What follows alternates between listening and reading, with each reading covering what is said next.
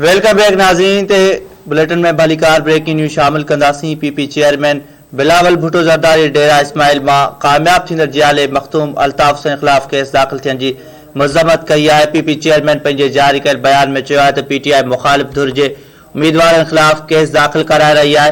तहरीक इंसाफ़ ॿुधी वठे त पीपल्स पार्टी जियाले मखतूम अल्ताफ़ हुसैन सां गॾु आहे। मुखालिफ़ उम्मीदवारनि ख़िलाफ़ दहशतगर्दी एक्ट तहत केस दाख़िल करणु तहरीक इंसाफ़ जी वाइड़ाप आहे।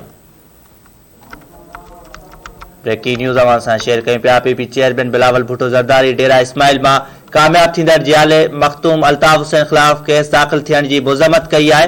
पीपी चेयरमैन पंहिंजे जारी कयल बयान में चयो आहे त पीटीआई मुखालिफ़ धुर जे उम्मीदवारनि ख़िलाफ़ केस दाख़िल कराए रही आहे। तहरीक इंसाफ़ ॿुधी वठे त पीपल्स पार्टी जियाले मखतूम अल्ताफ़ हुसैन सां गॾु आहे। मुखालिफ़ उम्मीदवारनि ख़िलाफ़ दहशतगर्दी एक्ट तहत केस दाख़िल करणु तहरीक इंसाफ़ जी वाइड़ाप आहे।